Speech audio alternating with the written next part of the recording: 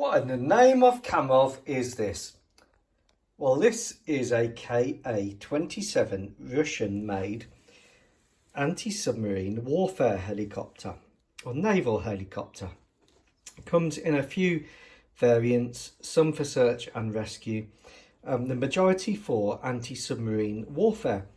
And the Russians, it's fair to say, do things a little bit differently. So Kamov, like Cayman in America, did this sort of coaxial rotor, I want to say. I might have got that wrong. But they went for this rotor system where you've got a lower rotor and then a top rotor. And they have no tail rotor, as you can see. They have tail fins here. And it is a very different arrangement from, say, traditional helicopters like the MIL MI series or Sikorsky, the way Sikorsky tend to do their helicopters. Of course, Boeing and Vertol, it was Vertol before Boeing took over, do theirs like this, the tandem rotor, so the CH-46 and the CH-47. And you've got gyrocopters like the Rotordyne, of which I've done a video of an upgraded one, a modern one. Now, Kamov do their rotors like this. So you've got the KA-52 helicopter. And to some people, it looks really complex and unwieldy. And it has advantages and disadvantages. One of the main advantages is you've not got a tail rotor to get shot up or have a coupling problem and lose your tail rotor authority, causing your helicopter to crash. The other thing is you've got all of your engines, all of your gearbox, all of your rotor system all in the centre.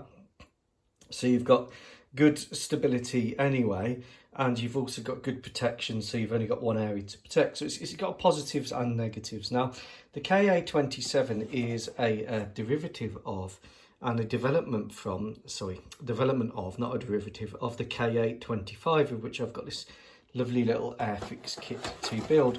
And if you look at the difference between the two, you can see that the KA-25 is in many ways quite similar, a bit smaller, but it still has this rotor setup, as does the KA-27. So the KA-25 came first, and the KA-27 was a 1980s improved version and development of it for the Soviet Navy. It's still in service with Russia. Now, I haven't got the flotation gear correct on the side because it did have parts which propelled it out, but the downside of that is the whole of the underside was exposed.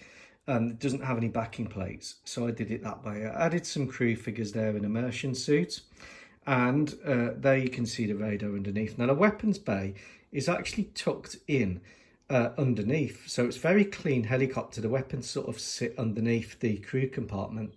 It's covered in some sensors. This isn't the latest standard for the Russians. They've added more stuff on there, but I've done this for the Marmatian Navy. Now, anti-submarine helicopters are incredibly important, and they're not just important to hunt down enemy submarines, but they're important to give your own submarines protection when they're going in and out of port, which is where you want to pick them up and trail them from. So the Marmatians have got around 12 of these to keep their bottle class submarines safe when they go in and out of port, and this will go up on the dresser in its pride of place, and it's the rival to the Malagasy SH-60BM. Now, this kit is a Zvezda kit. It's okay. It's not the greatest kit in the world, but it's a good tribute, and I quite like building it. I love the funky shape, and I thought, well, I'll complete the lineage and get the KA-25 from Airfix, which is quite reasonable at the minute. And as you can see, the flotation gear on the KA-25 is on the legs.